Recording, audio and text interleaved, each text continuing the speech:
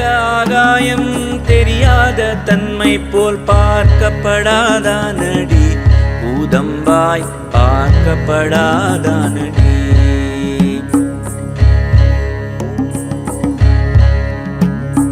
வெட்ட வேளிக்குள் வேறும் பாழாய் நின்றதை இட்டமாய் பார்ப்பாயடி. Human mind, because it wants to fix one thing, it invents too many things. Because one fundamental ingredient is missing, instead of getting to it, it tries to invent so many things. Various types of moralities, various ideas of virtue and sin. All these things have been invented by human mind just to fill that one slot which has not been filled, that is, to be in connection with the divine which is throbbing within us. Because that one thing is missing, we are trying to make it up with so many things.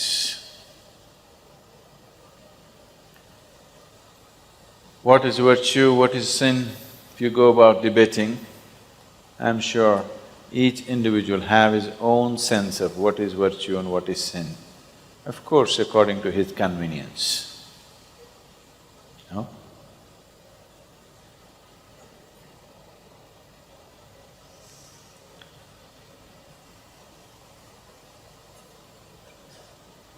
All this is just a circus that the mind is doing simply because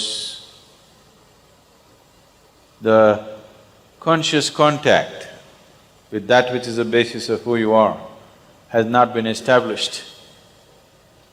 Because to cover that one lacking, we have invented so many things.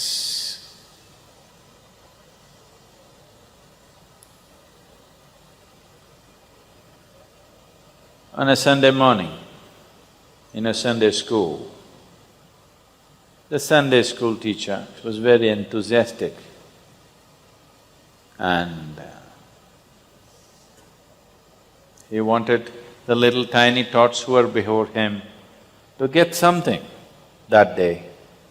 So he was talking about virtue. And then he said, "Today as I was coming to the church, I saw two people beating up a donkey very badly.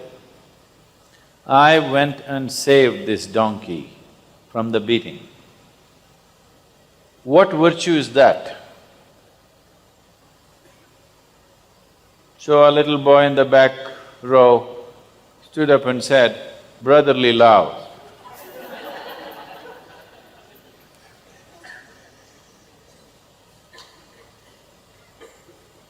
So your ideas of virtue can always be twisted and turned in so many different ways from generation to generation.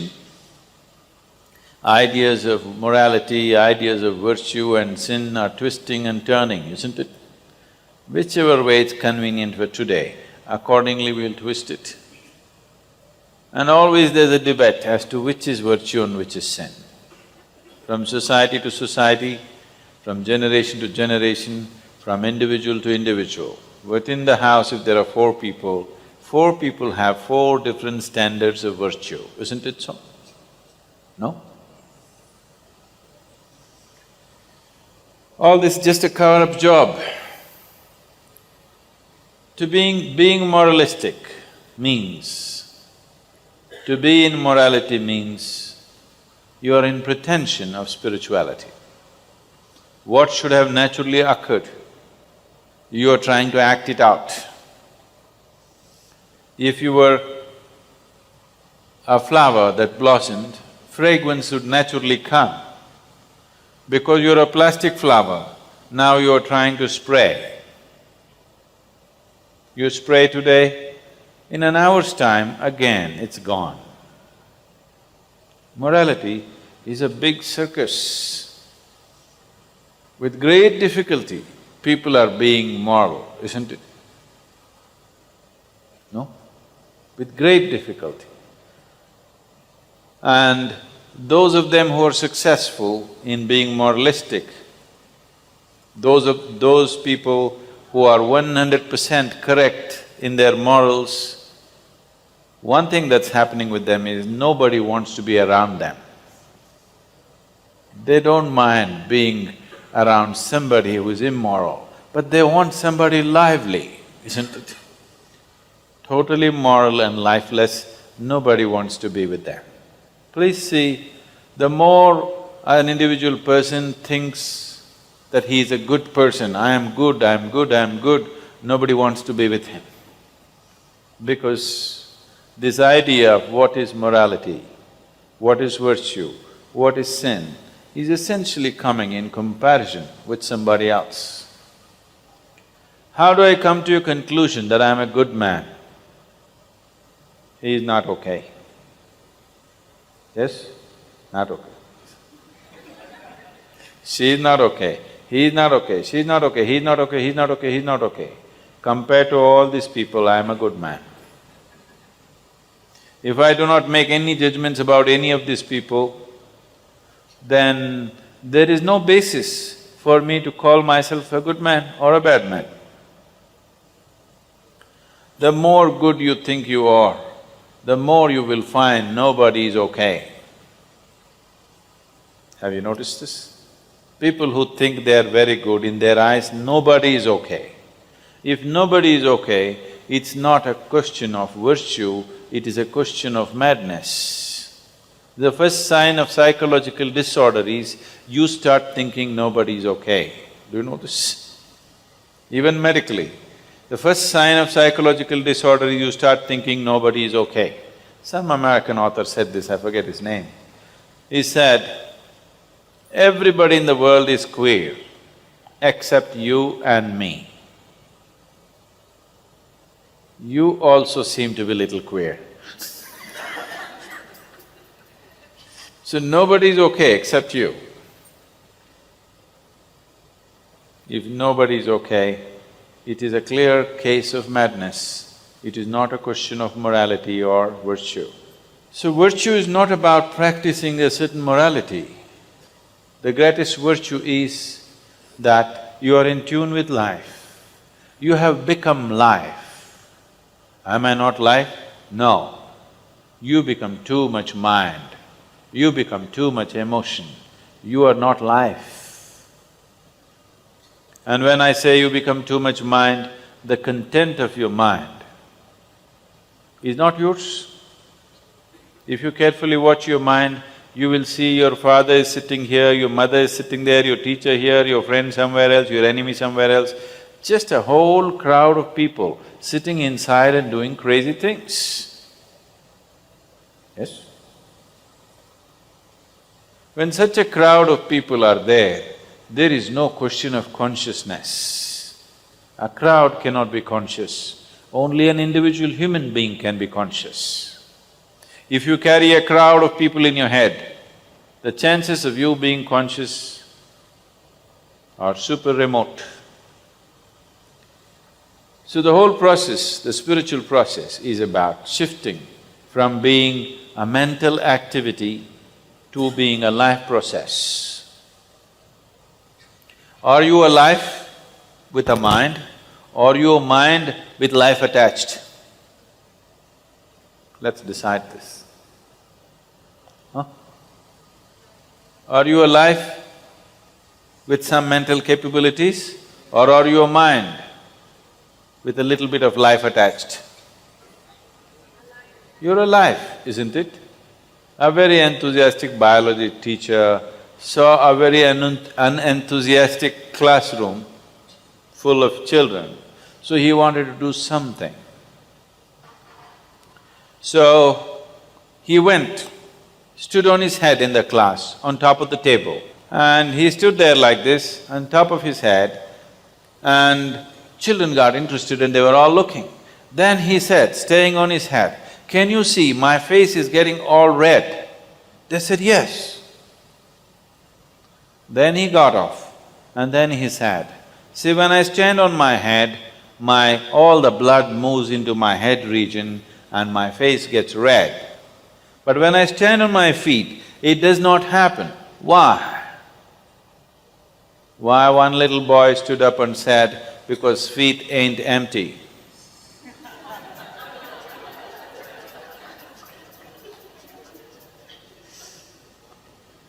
If you perceive things wrongly, upside down, you could be in deep trouble. I want you to understand, life can get poisoned simply because you have a wrong thought, or a wrong emotion, or a wrong idea, or a wrong philosophy for yourself. So how do you know a particular thought is wrong or right? How do you know a particular philosophy is wrong or right? You do not know. The only way to find out whether something is poisonous enough or not is to drink it and see. After that we will know, you will not know. Yes, we will know it works, you will not know. So what works and what doesn't work, if you find out like this, it's going to be very expensive. The best thing is to allow the intelligence of the life to function, not take in inputs from too many people and too many things. This life, is it a complete life by itself or is it a half a life? What do you think? Huh? Is it a complete life? Is it a complete life? Yes. But all the priests, pundits, teachers believe it is not a complete life. They think they have to fix you. The moment a child is born, everybody is trying to tell him what is good and what is bad. Because somewhere they believe essentially all children are born bad. Or they believe Creator has made a mistake and they are going to fix it. You think Creator has made a mistake with you? You think Creator has made a mistake with you and you need to fix it? No. You just have to become the way He intended, that's all. If you allow this life to function just the way He intended, everything is fine with this. Now you've gotten twisted out as your society expects you, or your own some stupid philosophy that you gathered from somebody. Just to throb here as life. Oh, is it enough if I'm just here as life, I may become immoral, I may kill this person, I may rob this person, I may do harm to this person. Yes, if you sit here just as a body, it is very much possible. The moment you get hungry, you may pounce on the person next to you and start eating him or her. Possible. If you sit here just as a body, it is possible. If you sit here just as a mind, it is very much possible, depending upon what kind of content you have taken into your mind, accordingly you may do so many things. But if you sit here and reverberate as just life, the question of harming another life will never occur to you. Nobody has to tell you, do not harm, do not do this, do not do that. Only if you're here as a body or as a mind, then somebody has to tell you, don't pounce on somebody. If you're here as a piece of life, if you throb as life, you will see, you will not need any morality, you will not need any teaching, you will not any need virtuous input into you. If you sit here, you're perfectly fine. What this life has to do, you will anyway do. What it should not do, you will anyway not do.